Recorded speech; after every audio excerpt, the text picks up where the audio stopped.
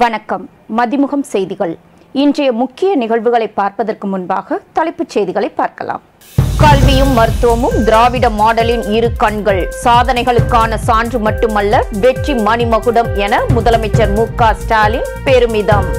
தமிழ்நாட்டின் எந்த பகுதியிலும் ஹைட்ரோ கார்பன் திட்டத்தை அனுமதிக்க கூடாது. ஹைட்ரோ கார்பன் திட்டத்தை மேற்கொள்ள ஒன்றிய அரசு முயற்சிப்பதாக வைகோ கண்டனம். விறுவிறுப்பாக நடைபெற்ற மிசோரம் மற்றும் சத்தீஸ்கர் சட்டப்பேரவை தேர்தல். இயந்திர கோளாறால் வாக்களிக்காமல் திரும்பிச் சென்ற மிசோரம் முதல்வர் வாக்களிப்பு. அதிமுக பெயர், கொடி, சின்னம் பயன்படுத்த ஓ. பன்னீர்செல்வத்திற்கு இடைக்கால தடை. சென்னை உயர்நீதிமன்றம் அதிரடி உத்தரவு. குரூப் 2 முதன்மை தேர்வு முடிவுகள் வெளியிடும் பணிகள் 80% நிறைவு. டிசம்பர் முதல் வாரத்தில் முடிவுகள் வெளியிடப்பட்டு பணியிடங்கள் நிரப்பப்படும் என அமைச்சர் தங்கம் தென்னரசு தகவல். விரிவான செய்திகள். கல்வியும் மருத்துவமும் திராவிட ஆட்சியின் இரு கண்கள் என்று முதலமைச்சர் மு.க. ஸ்டாலின் தெரிவித்துள்ளார். முதலமைச்சர் மு.க. ஸ்டாலின் வெளியிட்டுள்ள எக்ஸ் பதிவில், நான் முதல்வன் திட்டத்தின் கீழ் நாட்டின் முதன்மை உயர்கல்வி நிறுவனங்களிலும் அரசின் உயர் பொறுப்புகளிலும் நமது மாணவர்களின் எண்ணிக்கையை உயர்த்தியுள்ளதாக தெரிவித்துள்ளார். நாட்டிற்கே முன்னோடியாக 2009ஆம் ஆண்டு கலைஞர் அவர்கள் ஏழை எளியோரின் உயிர்காக்கும் காப்பீட்டு திட்டத்தை தொடங்கி வழிகாட்டியதாக குறிப்பிட்டுள்ள முதலமைச்சர், இந்தியாவிலேயே எந்த மாநிலமும் நிகழ்த்தாத சாதனையை முதலமைச்சரின் விரிவான மருத்துவ காப்பீட்டு திட்டம் நிகழ்த்தியுள்ளதாக தெரிவித்துள்ளார். நமது கல்வி மருத்துவ துறைகளின் சாதனைகளுக்கான சான்று மட்டும் அல்ல என்றும் வெற்றி மணிமகுடம் என்று பதிவிட்டுள்ளார். ராமநாதபுரம், அரியலூர் மாவட்டங்களில் ஹைட்ரோ கார்பன் திட்டத்தை மேற்கொள்ள ஒன்றிய அரசு முயற்சிப்பதாக மதிமுக பொதுச் செயலாளரும் மாநிலங்களவை உறுப்பினருமான வைகோ கண்டனம் தெரிவித்துள்ளார். ராமநாதபுரம் மாவட்டத்தின் திருவாடானை, ராமநாதபுரம், முதுகுளத்தூர், பரமக்குடி, கீழக்கரை மற்றும் கடலாடி வட்டம் மற்றும் சிவகங்கை மாவட்டம், தேவக்கோட்டை வட்டம் போன்ற பகுதிகளில் புதிதாக கிணறுகள் அமைக்க ONGC அனுமதி கோரியுள்ளது. ராமநாதபுரம் மாவட்டத்தில் 20 இடங்களில் ஹைட்ரோ கார்பன் சோதனை கிணறுகள் அமைக்க சுற்றுச்சூழல் அனுமதி கோரி மாநில சுற்றுச்சூழல் தாக்க மதிப்பீட்டு ஆணையத்திடம் ONGC நிறுவனம் விண்ணப்பித்துள்ளது. இந்நிலையில் சுற்றுச்சூழல் தாக்க மதிப்பீட்டு அறிக்கையில் 2020ஆம் ஆண்டு கொண்டுவரப்பட்ட திருத்தத்தின்படி ஹைட்ரோ கார்பன் ஆய்வு கிணறுகளுக்கு ஒன்றிய அரசின் அனுமதி அவசியமில்லை என தெரிவித்துள்ளது.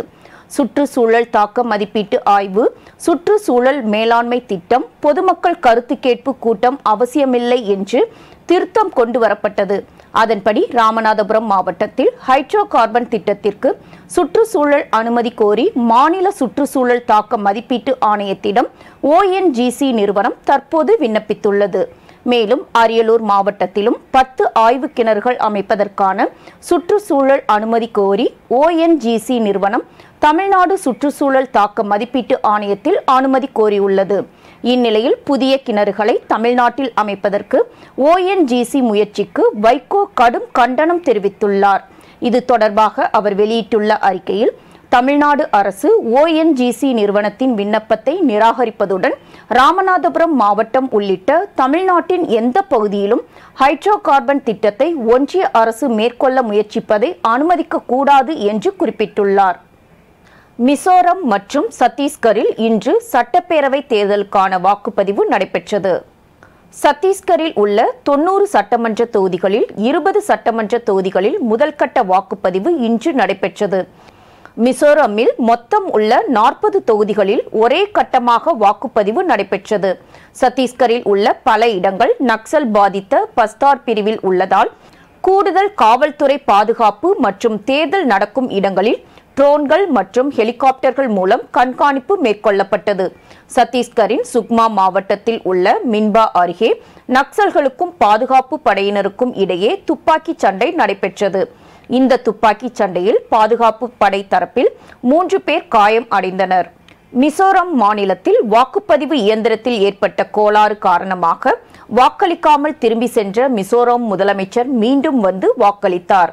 இந்நிலையில் பிற்பகல் 3 மணி நிலவரப்படி மிசோரம் மாநிலத்தில் 69.86% வாக்குகள் பதிவாகியுள்ளதாகவும் சத்தீஸ்கரில் 59.19% வாக்குகள் பதிவாகியுள்ளதாகவும் தகவல் வெளியாகியுள்ளது.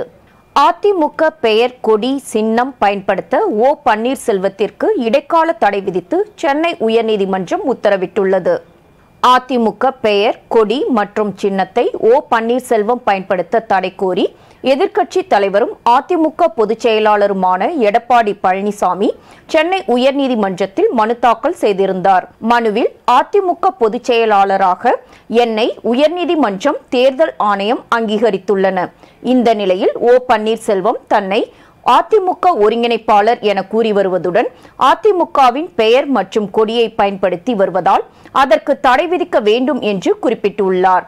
இந்த வழக்கில் பதில் மனு தாக்கல் செய்ய அவகாசம் வேண்டும் என ஓபிஎஸ் தரப்பில் கோரிக்கை வைக்கப்பட்டதை தொடர்ந்து இந்த வழக்கை சென்னை உயர்நீதிமன்றம் இன்று தள்ளி வைத்தது. அதன்படி இந்த வழக்கு மீண்டும் நீதிபதி சதீஷ்குமார் முன்பு இன்று விசாரணைக்கு வந்தது.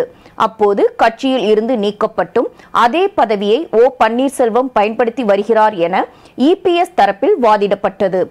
அதனைத் தொடர்ந்து அதிமுக பெயர், கொடி, சின்னம், லெட்டர் பேட் ஆகியவற்றை பயன்படுத்த ஓ பன்னீர்செல்வத்திற்கு இடைக்கால தடை விதித்து உத்தரவிட்டார்.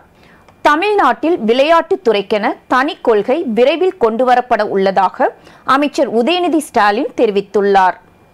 தமிழ்நாடு விளையாட்டு மேம்பாட்டு ஆணையம் சார்பில் தமிழ்நாடு விளையாட்டு அறிவியல் கருத்தரங்கத்தை அமைச்சர் உதயநிதி ஸ்டாலின் தொடங்கி வைத்தார். நிகழ்ச்சியில் பேசிய அமைச்சர் உதயநிதி ஸ்டாலின், விளையாட்டு போட்டிகளை நடத்தும் மாநிலமாக மட்டும் அல்லாமல் சர்வதேச அரங்கில் வெற்றி பெறும் வீரர்களை உருவாக்கும் மாநிலமாக மாற்ற அனைவரும் ஒன்று சேர்ந்து உழைப்போம் என கூறினார். பின்னர் செய்தியாளர்களிடம் பேசிய அமைச்சர் உதயநிதி ஸ்டாலின், தமிழ்நாடு விளையாட்டு அறிவியல் கருத்தரங்கு 2 நாட்கள் நடைபெற உள்ளதாக தெரிவித்தார். விளையாட்டு மேம்பாட்டுத்துறையின் சார்பாக மாண்புமிகு முதலமைச்சருடைய அறிவுறுத்தலின்படி கலைஞர் நூற்றாண்டில் ஃபர்ஸ்ட் டைம் இந்த ஸ்டேட் இந்த மாதிரி ஒரு தமிழ்நாடு ஸ்போர்ட்ஸ் சயின்ஸ் கான்க்ளேவ் டாஸ்கான் 2023 அப்படின்ற 2 நாட்கள் நடக்கின்ற ஒரு நிகழ்ச்சி.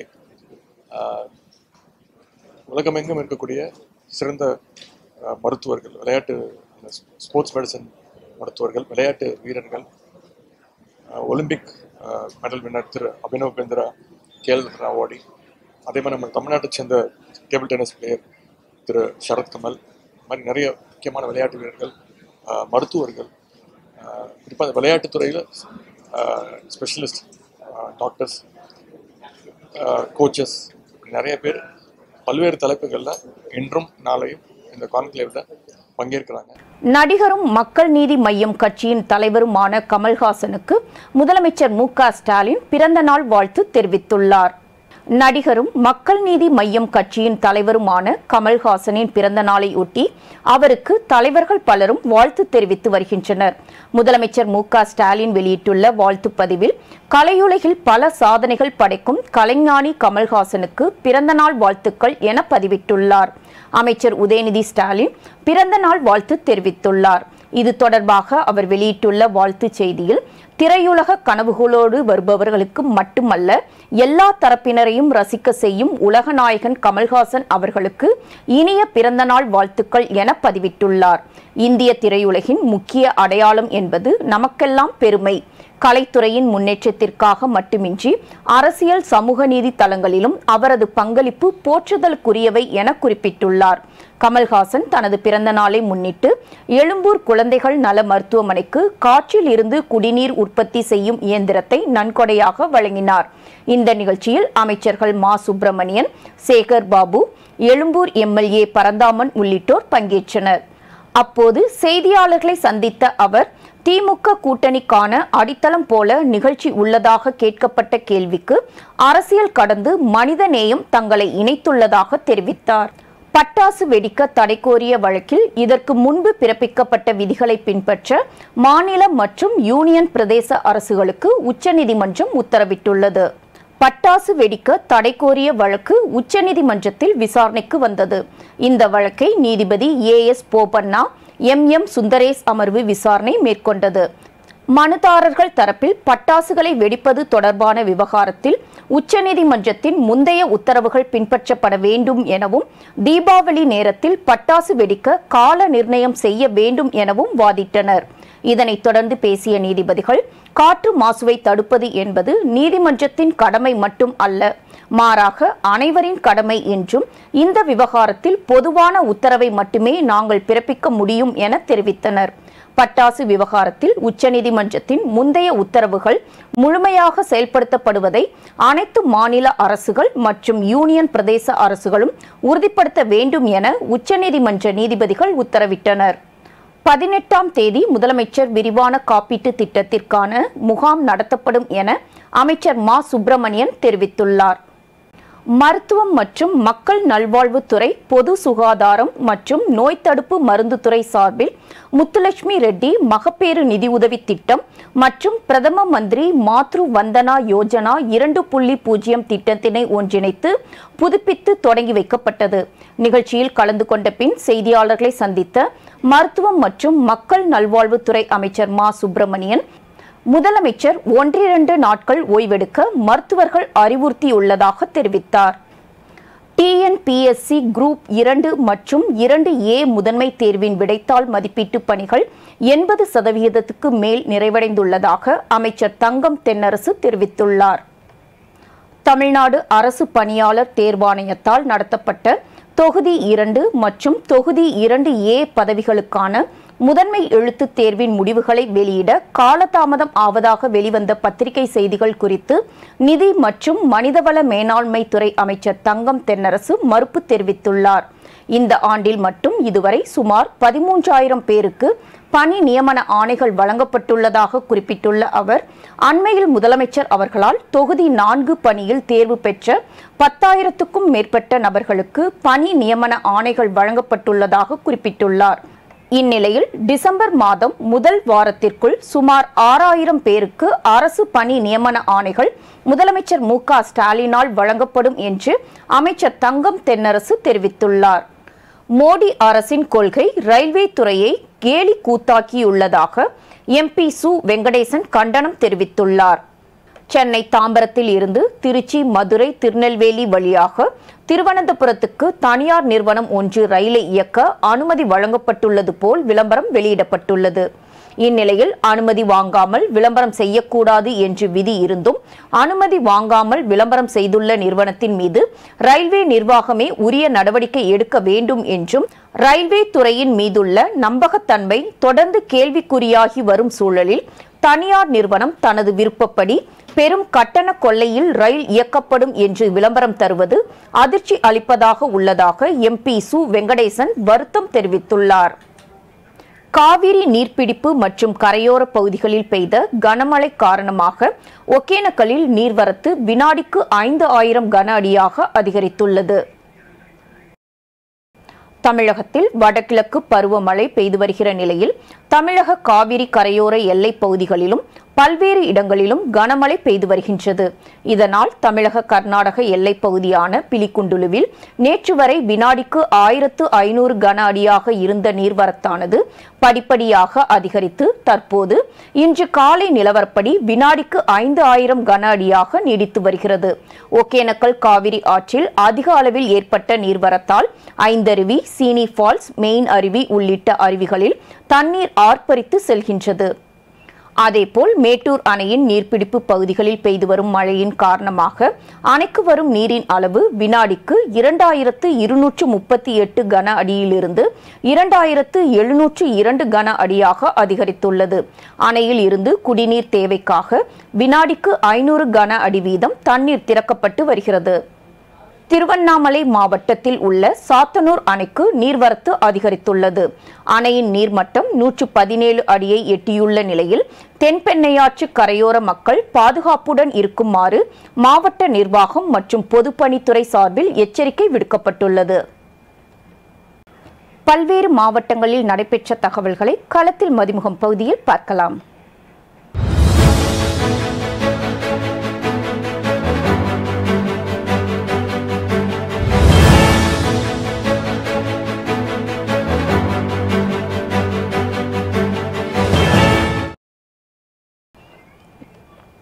கரூர் மாநகராட்சிக்குட்பட்ட மூலக்காட்டனூர் பகுதியில் கால்நடை பராமரிப்புத்துறை சார்பில் கோமாரி நோய் தடுப்பூசி முகாம் நடைபெற்றது. கரூர் மாவட்டத்தில் கால்நடை பராமரிப்புத்துறை சார்பில் தேசிய கால்நடை நோய் தடுப்பு திட்டம் மூலம் கோமாரி நோய் தடுப்பூசி திட்டம் 3வது சுற்று 1,72,700 பசு மற்றும் எருமை இனங்களுக்கு 75 குழுக்கள் மூலம் தடுப்பூசி பணிகள் மேற்கொள்ளப்பட்டு வருகிறது. தடுப்பூசி கால்நடைகளுக்கு போடப்படுவதால் அடுத்த 6 மாதங்களுக்கு கால்நடைகளை கோமாரி நோய் பாதிக்காமல் காப்பாற்றலாம் என மாவட்ட ஆட்சித்தலைவர் தங்கவேல் தெரிவித்துள்ளார். தர்மபுரி மாவட்டத்தில் இருசக்கர வாகனத்தில் தலைக்கவசம் அணிந்து வருபவர்களுக்கு பட்டாசு பாக்ஸ் கொடுத்து விழிப்புணர்வு ஏற்படுத்தப்பட்டது. போக்குவரத்து துறை மற்றும் சமூக ஆர்வலர்கள் இணைந்து சாலையில் செல்லும் வாகன ஓட்டிகள் தலைக்கவசம் அணிந்து செல்பவர்களை கண்டறிந்து அவர்களை பாராட்டி போக்குவரத்து துறை துணை ஆய்வாளர் சின்னசாமி தலைமையில் சமூக ஆர்வலர்கள் ஒன்றிணைந்து இலவசமாக பட்டாசு பாக்ஸ்களை வழங்கி அவர்களை ஊக்கப்படுத்தினர். மேலும் 4 சக்கர வாகனங்கள் ஓட்டுபவர்கள் சீட் பெல்ட் அணியாமல் வாகனங்களை இயக்கக்கூடாது எனவும் ஒலிபெருக்கி மூலம் அறிவுரை வழங்கினர். கோவை சிவானந்தா காலனி பகுதியில் கராத்தே தமிழர்கள் தற்காப்பு கலை பயிற்சி பள்ளியில் பயிலும் மாணவர்கள் அடுத்த நிலைக்கான சான்றிதழ்கள் மற்றும் பெல்ட்டுகள் வழங்கும் விழா நடைபெற்றது. இதில் சுமார் 30 மாணவ மாணவியர்களுக்கு ஒரு கட்டத்தில் இருந்து தேர்ச்சி பெற்று அடுத்த கட்ட நிலை பெல்ட்டுக்கு தேர்ச்சி பெற்றனர். திருவள்ளூர் மாவட்டம் செங்குன்றம் அடுத்த காந்தி நகரில் தீபாவளி பண்டு திட்டத்தில் சேர்ந்த வாடிக்கையாளர்களுக்கு பரிசு பொருட்கள் மற்றும் மளிகை பொருட்கள் வழங்குவதாக கூறிய மோசடி ஏஜென்சி கடை முன்பு பொதுமக்கள் திரண்டு முற்றுகையிட்டதால் பரபரப்பு ஏற்பட்டது. சாலை மறியலில் ஈடுபட்ட பெண்களால் அப்பகுதியில் பெரும் பதட்டம் ஏற்பட்டது. திருவண்ணாமலையில் போதைப் பொருள் விழிப்புணர்வு பேரணியை மாவட்ட ஆட்சியர் முருகேஷ் கொடியசைத்து துவக்கி வைத்தார். வட்டாட்சியர் அலுவலகத்தில் இருந்து புறப்பட்டு நகரின் முக்கிய வீதிகளின் வழியாக சென்ற இந்த பேரணியில் கலந்து கொண்ட மாணவ மாணவிகள் போதைப் பொருட்கள் குறித்த விழிப்புணர்வு வாசகங்கள் அடங்கிய பதாகைகளை ஏந்தியபடி சென்று போதைப் பொருட்கள் குறித்த விழிப்புணர்வை பொதுமக்களிடையே ஏற்படுத்தினர். கோவை சவுரிபாளையம் பகுதியில் பாரத மாதா அறக்கட்டளை சார்பாக ஏழை எளிய மக்களுடன் மத நல்லிணக்க தீபாவளி கொண்டாட்ட நிகழ்ச்சி நடைபெற்றது. இந்த நிகழ்வில் 100க்கும் மேற்பட்ட ஏழை எளிய குடும்பத்தினருக்கு இலவசமாக பட்டாசுகள், அரிசி பருப்பு வகைகள், புத்தாடைகள், இனிப்புகள் வழங்கப்பட்டது. அதேபோல் மயிலாடுதுறையில் விபத்தில்லா தீபாவளி கொண்டாடுவது குறித்து பள்ளி குழந்தைகளுக்கு விழிப்புணர்வு ஏற்படுத்தப்பட்டது. ஸ்ரீ குரு ஞானசம்பந்தர் அரசு உதவி பெறும் தொடக்கப்பள்ளியில் கம்பி மத்தாப்பு, புஸ்வானம், சாட்டை, சங்கு சக்கரம் மற்றும் அதிக ஒலி எழுப்பாத, அதிக காற்று மாசை ஏற்படுத்தாத பசுமை பட்டாசுகளை மகிழ்ச்சி ஆரவாரத்துடன் வெடித்து கொண்டாடினர்.